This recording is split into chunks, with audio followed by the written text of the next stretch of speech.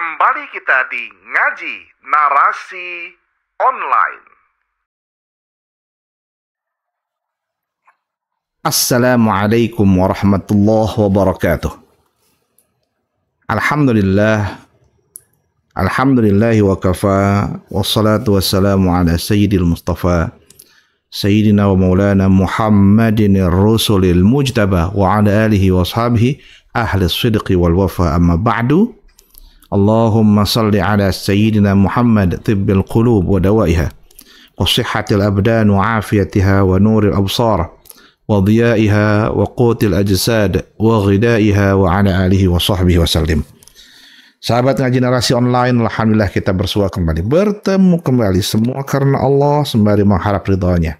Dan insyaallah kajian kita semua ini dengan penuh ikhlas, Allah meridhai kita semua. Amin ya rabbal alamin. Dan hari ini alhamdulillah sudah berada di bab 14 ya, bab 14 yakni tentang al-iqtisad fit ta'ah, tentang dalam ketaatan tuh yang tidak perlulah berlebih-lebihan. Prinsipnya gitu. Tidak perlu berlebih-lebihan dalam menjalankan ketaatan atau ibadah kepada Allah Subhanahu wa taala.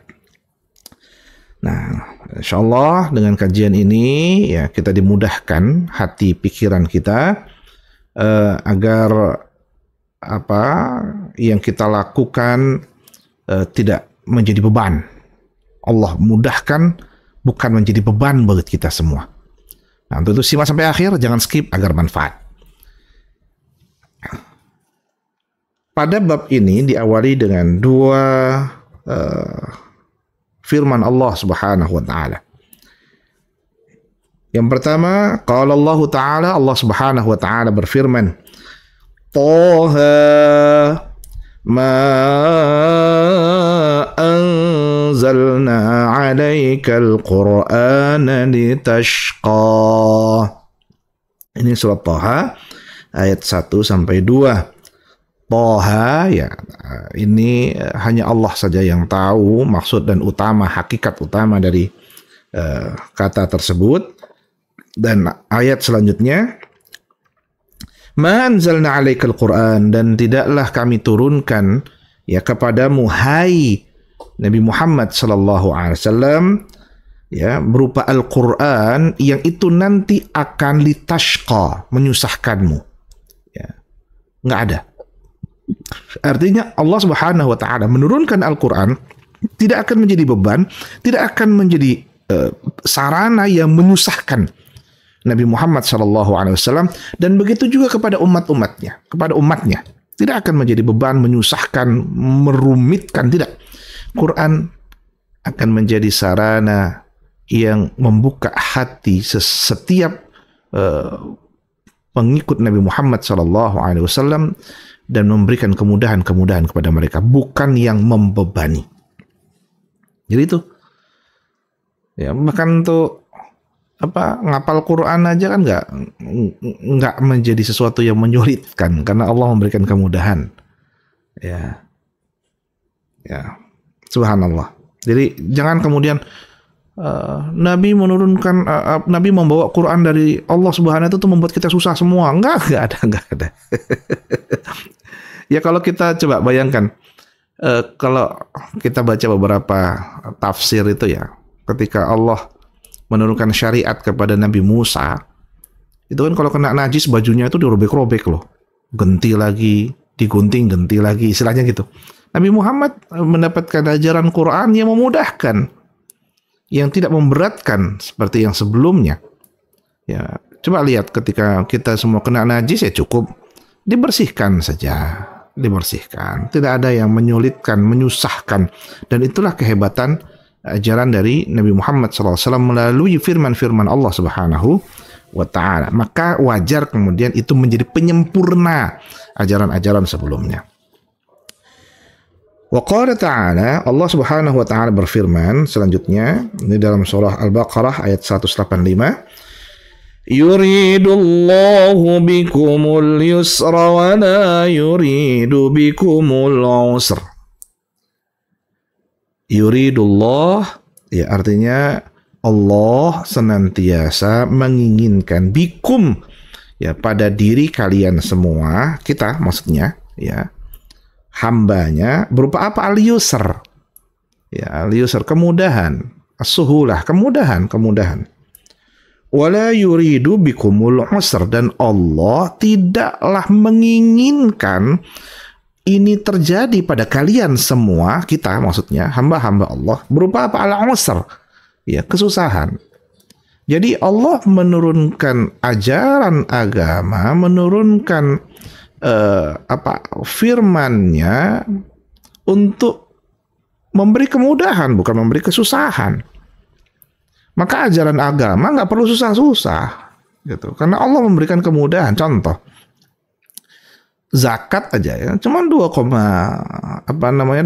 kilo, ya, atau 2,7 atau ya 2,5% dari kita, kecil sekali dari apa yang kita punya, kecil sekali. Coba haji itu nggak dipaksa bila mampu, padahal dia rukun. Bila mampu, ya nggak mampu nggak perlu. Sholat nggak bisa berdiri duduk, nggak bisa duduk berbaring, nggak bisa berbaring, ya gerak saja. Coba alangkah mudahnya, enak sekali. Nggak bisa puasa hari ini, ganti nanti. Memang udah nggak bisa puasa bener-bener, memang betul-betul udah nggak bisa puasa lagi, bayar fidyah. Apa yang nggak bisa, apa yang nggak enak, dimudahkan semua oleh Allah Subhanahu wa Ta'ala. Itulah ajaran kita. Allah memberi kemudahan, bukan memberi kesusahan. Nah, bagaimana implementasi dari ayat-ayat tersebut? Mari kita simak. Ini hadis ke-142. Hadis pertama dalam bab ini ya.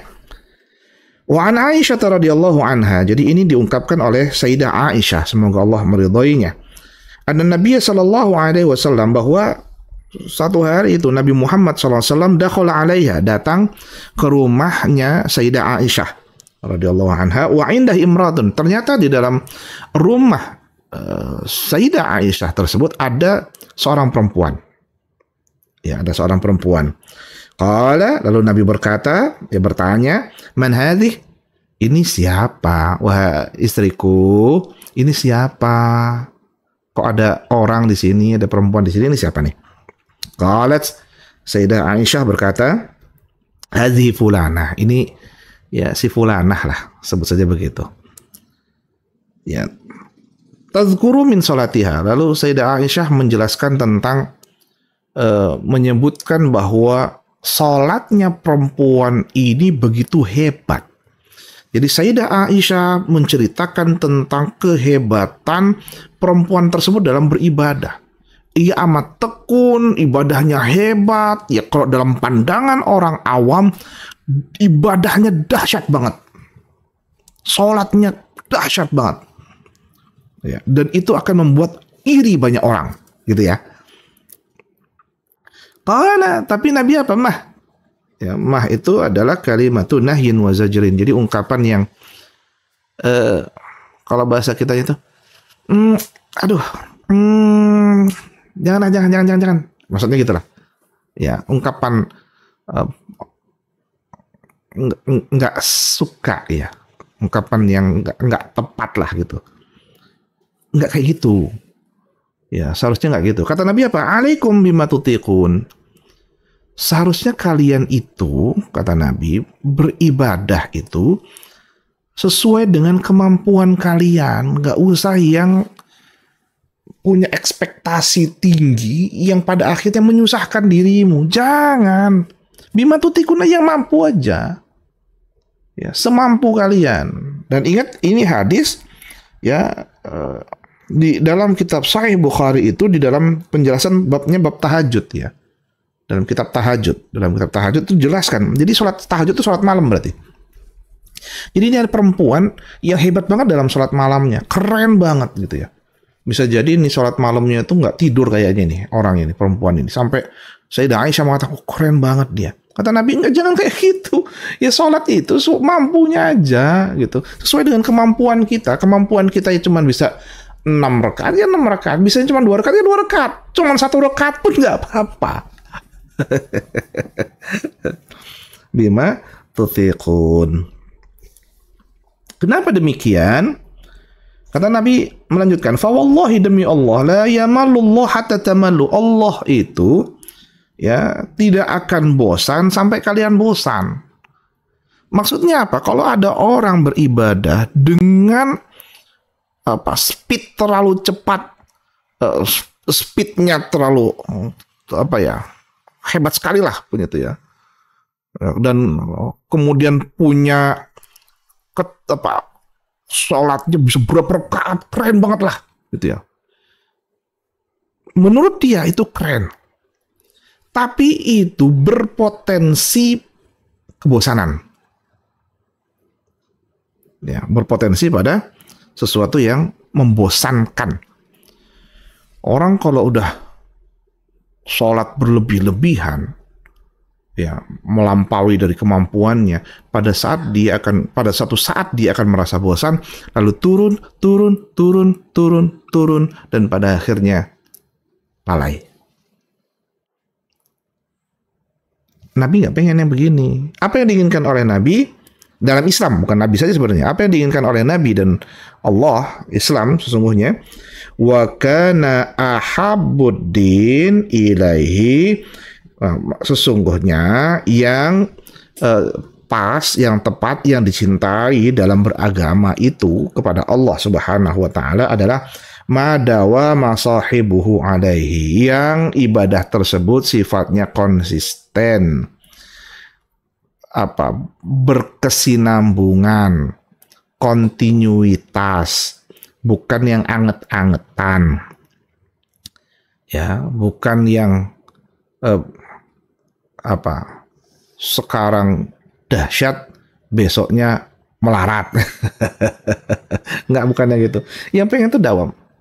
Maka ada hadis yang lain tuh wa in qalla ya, meskipun sedikit ya, meskipun minimalis, tapi dia continue, berkesinambungan, terus menerus, berlangsung, tidak putus ya, bukan yang lama-lama membosankan, yang lama-lama dia sendiri bosan dengan ibadahnya ya. Terus saja, simple, sedikit, tapi terus-terusan.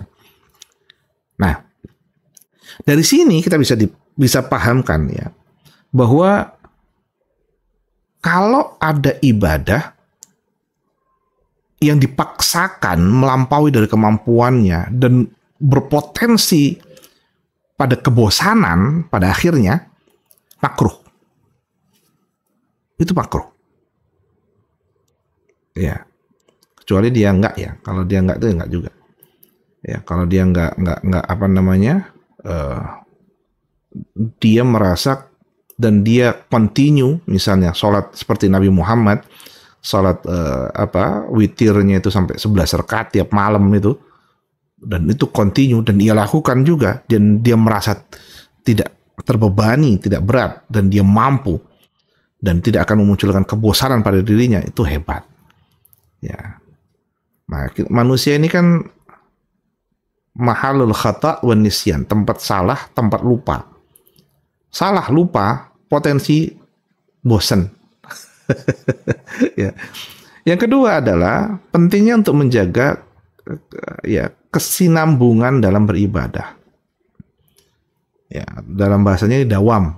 Dawam itu ibadah yang terus-menerus, berkesinambungan, konsisten. Penting. Yang pertama tadi makruh, kalau ibadah seperti tadi, ya, yang melampaui kemampuannya, batas dirinya, dan maksa serta berpotensi pada kebosanan, itu makruh. Lawannya kita harus beribadah meskipun minimalis tapi berkesinambungan, dawam ya. Dan selanjutnya kita perlu pahami bahwa pahala dinilai karena konsistensi ibadah, bukan yang anget-angetan, dan bahwa yang sedikit itu tapi continue lebih baik ketimbang banyak tapi selesai cepat ya.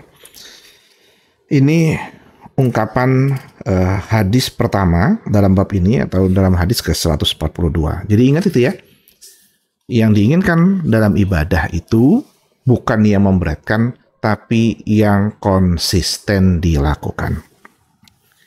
Pada hadis 143, ini lebih hebat lagi ceritanya, ya.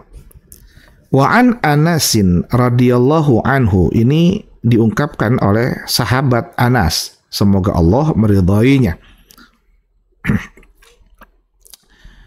Qala, ia menceritakan ya, bahwa jaa salah satu rahtin ila buyuti azwajin nabiyyi sallallahu alaihi wasallam. Ada tiga ada tiga orang nih, tapi punya perilaku yang berbeda. Nah, tiga golongan orang, ya, itu datang ke rumah istri Nabi Muhammad Sallallahu Alaihi Wasallam. Azwaj ini berarti dia datengin satu-satu sebenarnya, satu-satu dia datengin rumahnya, rumah istri-istri Nabi itu untuk apa? Yas'aluna an ibadatin Nabi Sallallahu Alaihi Wasallam. Mereka ingin menanyakan tentang bagaimana sih ibadahnya Nabi Muhammad Sallallahu Alaihi Wasallam itu kayak mana sebenarnya. Nabi itu kalau ibadah tuh kayak mana sih? Jadi dia datang ke istri Nabi yang ini, datang ke sini untuk nanyakan itu semua. Ya.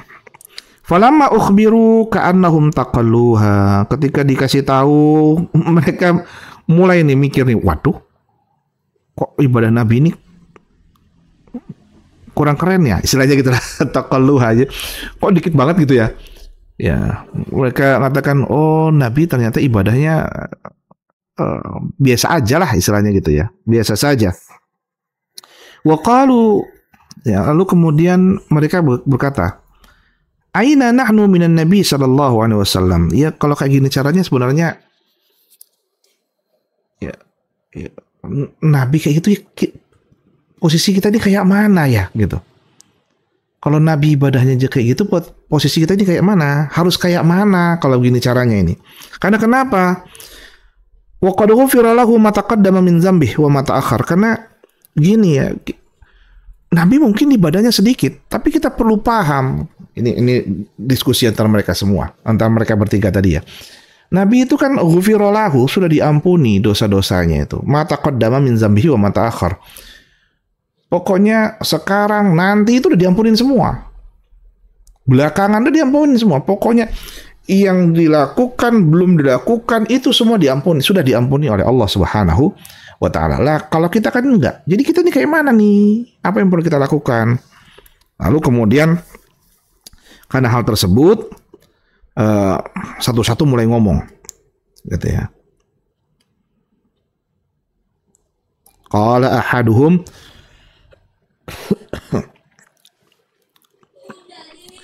salah satu dari mereka mulai ngomong nih. Apa kata mereka? Apa kata dia? Amma ana fa usalli laila abadan. Ya, wajar Nabi kayak gitu tadi ya. Tapi aku itu bisa sholat sepanjang malam. Aku nggak tidur. Ya, ingat waktu di pondok dulu ada istilahnya tirakat. Apa? Tirakat melek. Tirakat melek itu mata kebuka terus itu. Artinya tiap malam tuh nggak tidur sama sekali, tapi ibadah terus, sholat terus. Ya, zikir terus. Ngaji, zikir, sholat tiap malam tuh nggak tidur. Ya, dan ini ada orang yang bisa sholat tiap malam sepanjang malam nggak tidur sama sekali tiap malam. Hebat, keren nih. Wa qala al-akhar, yang satu lagi ngomong, wa ana asumud dahra abadan wala uftir. Kalau aku, ya, aku bisa puasa sepanjang masa. Terus abadan, sepanjang selama-lamanya. Wala uftir. Dan nggak pernah mecah satu hari pun. Ya. Jadi tiap hari puasa. Nabi Daud aja puasanya itu selang-seling. Dia puasa tiap hari. Ya. Kecuali yang diharamkan oleh Allah Subhanahu wa Ta'ala. Nah, dia puasa terus. Alhamdulillah. Nah, ini hebat sekali dia, puasa dahar. Ya. Lalu, qala al-akhar, yang satu lagi ngomong, Wa na'tazilu nisa fala tazawwaj abadan. Kalau aku udah nggak lagi butuh perempuan. Yang aku butuhkan hanya dekat dengan Allah. Pokoknya aku pengen ibadah terus kepada Allah. Dan aku nggak nikah lagi. Pokoknya udah perempuan tuh udah dibuang aja dah, bahasanya tanda kutip gitu ya. Dia bahasanya gitu. Udah nggak pengen lagi dengan perempuan. Dia udah nggak pengen nikah kan. Dia pengen terus dekat dengan Allah. Ya, dia pengen ibadahnya itu mutlak antara dirinya dengan Allah. Ya. Dia udah gak pengen lagi nikah. Nah, ketika itu fajar Rasulullah SAW, tiba-tiba Nabi datang ilaihim, dan menemui mereka. Ya, faqala, Nabi ngomong, antumul ladzina qultum kadza wa kadza. Apa kalian yang tadi ngomong kayak gitu tuh, yang selalu tiap malam sholat, tahajud dan gak pernah tidur, yang tiap hari berpuasa nggak pernah mecah, ya nggak pernah berbuka, dan tiap dalam kehidupannya sudah tidak butuh lagi perempuan karena dia pengen terus ibadah dan tidak pengen menikah. Ini kalian tuh yang ngomong itu semua tuh, gitu ya. Ya jawab mereka ya, gitu ya. Lalu Nabi ngomong, amma wallah inni la akhsyakum lillah, demi Allah, di antara kalian semua di sini, orang yang paling takut dengan Allah itu aku, kata Nabi. Kalian takut dengan Allah, tapi orang yang paling takut dengan Allah itu aku, kata Nabi Muhammad SAW. Wa atqakum lahu, dan yang paling bertakwa kepada Allah itu aku. Kalian ngaku bertakwa, tapi yang paling bertakwa itu aku, kata. Ya, di antara kalian semua. Lakin nih, coba tapi pahami, kata Nabi. Asumu wa uftiru. Aku ini puasa, tapi aku juga buka puasa. Aku puasa Senin, Selasa, Rabu, buka. Kamis puasa lagi, Jumat, Sabtu, Minggu, buka. Ya, aku puasa, tapi aku juga berbuka. Ya, enggak tiap hari aku berpuasa, enggak. Ya, wa usolli wa arqud, aku sholat malam kok, tapi aku juga tidur, arkudu. Aku sholat, aku tidur juga. Nggak ada aku tiap malam tuh melek terus, enggak. Yang buka mata, kebuka terus itu sholat, enggak. Aku tidur, kata Nabi. Wa atazawwajun nisa, bahkan aku juga nikah sama, enggak ada aku nggak pengen nikah, enggak. Padahal aku ini orang paling bertakwa di antara kalian semua, di antara umat ini yang paling bertakwa ya aku. Paling takut dengan Allah ya aku. Kenapa paling takut? Karena aku ini utusan Allah, kata Nabi. Bayangkan kalau ada yang salah diikuti umat, subhanallah. Bayangkan kalau sholat tahajud itu dianggap menjadi wajib. Waduh, berat bro. Berat kita menjadi umatnya. Maka Nabi mengingatkan, faman raghiba an sunnati falaysa minni, siapa yang membenci, nggak suka, roghibaan itu nggak suka, benci akan sunnahku, ya, maka dia bukan bagian dari aku, kata Nabi Muhammad Sallallahu Alaihi Wasallam. Ya, nah sahabat ngaji narasi online, ini keren banget. Ini kalau ada orang kayak gini ketemu di kita, ini orang awam tuh, wali itu bro, wali itu tiap malam nggak tidur dia, dekat dengan Allah. Padahal yang diinginkan oleh Islam apa? Yang sesuai dengan kemampuan kita, yang tidak memberatkan kita.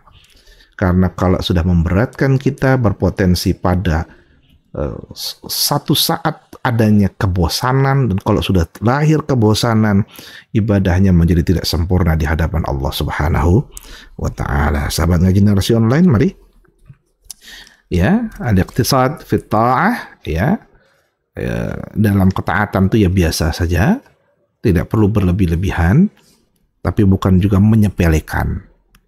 Yang dilarang menyepelekan, tapi bukan, dan jangan pula memberat-beratkan, membebani. Ingat, membebani hidup ini sehingga nanti akan muncul prasangka bahwa agama ini memberatkan kita.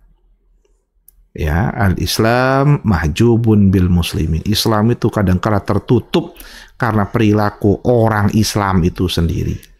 Termasuk perilaku yang memberatkan ibadah sehingga orang lain malas dan tidak mau atau enggan beribadah seperti kita orang Islam yang bahkan enggan dalam berislam karena menganggap memberatkan. Sholat 5 waktu itu dianggap memberatkan.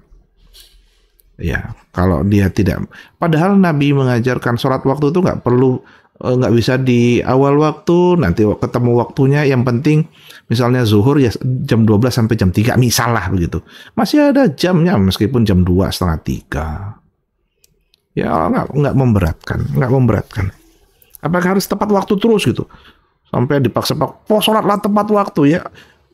Nabi juga pernah sholat mengajarkan agar kemudian tidak memberatkan kepada orang lain. Bayangkan kalau kemudian tepat waktu terus.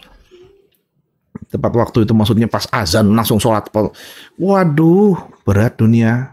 Dan itulah hebatnya. Ya, hebatnya. Nabi Muhammad SAW mengajarkan Islam kepada kita.